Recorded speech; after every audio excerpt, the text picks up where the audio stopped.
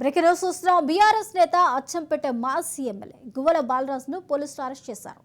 Assembly ఎన్నికల్లో ఓటమి అనంతరం తొలిసారిగా అచ్చంపేటకు వస్తున్న క్రమంలో వెల్దండ వద్ద ఆయన పోలీసులు అదుపులోకి తీసుకున్నట్టు తెలుస్తుంది. అంబడిపల్లి గ్రామంలో ఆలయంలో నిర్వహించనున్న ధ్వజస్తంభ ఆవిష్కరణ కార్యక్రమానికి హాజరవుతారని సామాజిక మాధ్యమాల్లో ప్రచారం జరగడంతో కాంగ్రెస్ పార్టీ శ్రేణులు సైతం గువ్వల పర్యటనను అడ్డుకోవడానికి పిలుపునిచ్చాయి. గువ్వల బాలరాజు అచ్చంపేట పర్యటనకు వెల్దండ మీదుగా వెళ్లేందుకు బయలుదేరగా పోలీసులు ముందస్తు సమాచారంతో అరెస్ట్ చేశారు.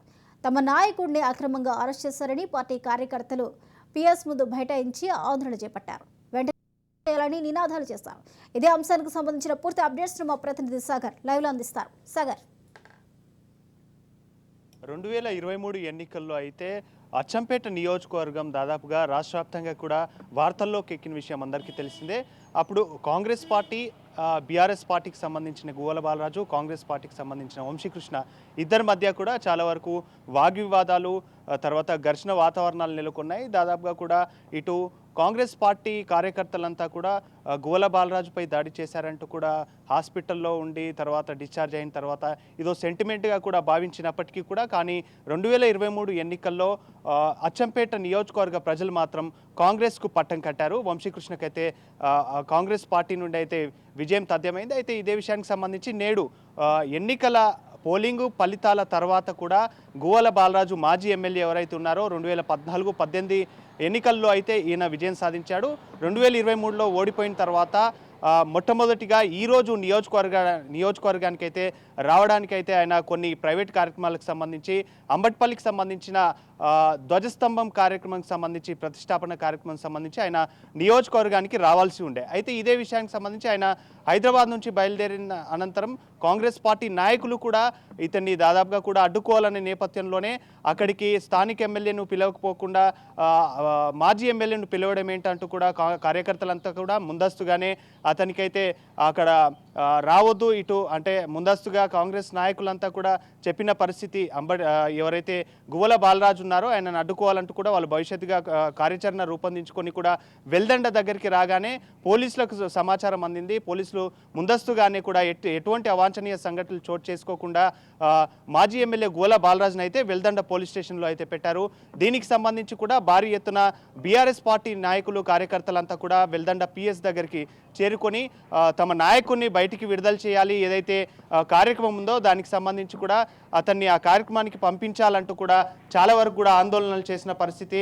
తర్వాత పోలీస్ స్టేషన్ ఎదుట బైఠాయించి ఆందోళనలు, ధర్నా కార్యక్రమాలు అయితే చేసిన పరిస్థితి కనిపించింది.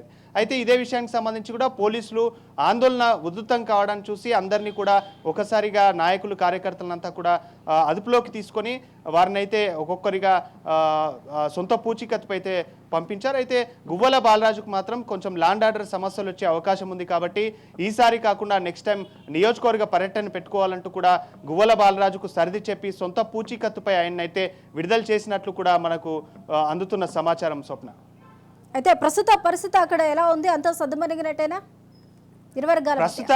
ప్రస్తుతానికైతే కూడా సంఘటన స్థలానికి కూడా దాదాపు బీఆర్ఎస్ నాయకులు అయితే చేరుకున్నారు.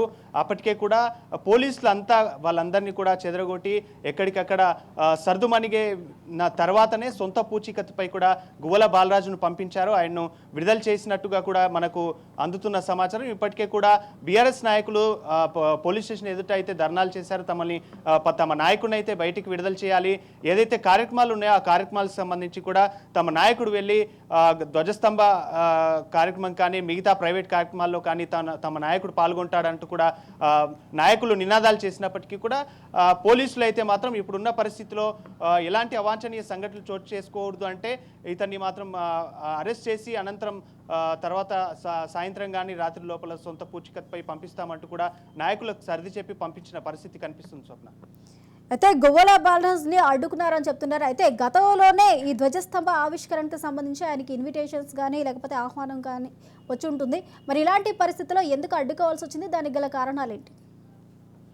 అచ్చంపేట నియోజకవర్గం వచ్చేసి ఒకసారిగా కూడా 2023 ఎన్నికల్లో తెలంగాణ వ్యాప్తంగా కూడా చర్చనీయాంశంగా మారింది. ఎందుకు అంటే ఈ నియోజకవర్గంలో గువ్వల బాలరాజుకు తర్వాత ఇటు బీఆర్ఎస్ నాయకులు, కాంగ్రెస్ నాయకులకు మధ్య 3-4 సార్లు కూడా వాగ్వివాదాలు, ఘర్షణలు దూషణలు ఇటువంటివి జరిగినాయి. కాబట్టి ఇక్కడ ఈసారి కాంగ్రెస్ పార్టీ నాయకుడు ఎవరైతే ఉన్నారో వంశీకృష్ణ గెలిచారు. తర్వాత రాష్ట్రంలో కూడా అధికారంలో కాంగ్రెస్ ఉంది. కాబట్టి వ్యక్తిగత దూషణలతో కావాలని చెప్పే ఎవరైతే గువ్వల బాలరాజు ఉన్నారో కాంగ్రెస్ పార్టీ నాయకులపై అప్పుడు తన అధికారాన్ని చూసుకొని అధికార అండదండలతో అందరిపై విరుచుకుపడ్డారంటూ కూడా ఆరోపణలు ఉన్నాయి. ఇదంతా కూడా కాంగ్రెస్ నాయకులు కానీ కాంగ్రెస్ కార్యకర్తలు కానీ దృష్టిలో ఉంచుకొని ఏదైనా ఇబ్బందులు ల్యాండ్ ఆర్డర్కి సంబంధించి ఇబ్బందులు తలెత్తే ఉండే అవకాశం ఉందంటూ కూడా ఇటు పోలీసులు అయితే ఈరోజు గువ్వల బాలరాజును అయితే పోలీస్ స్టేషన్కి తరలించిన వైనం అయితే కనిపిస్తుంది. Right, thank you Sagar.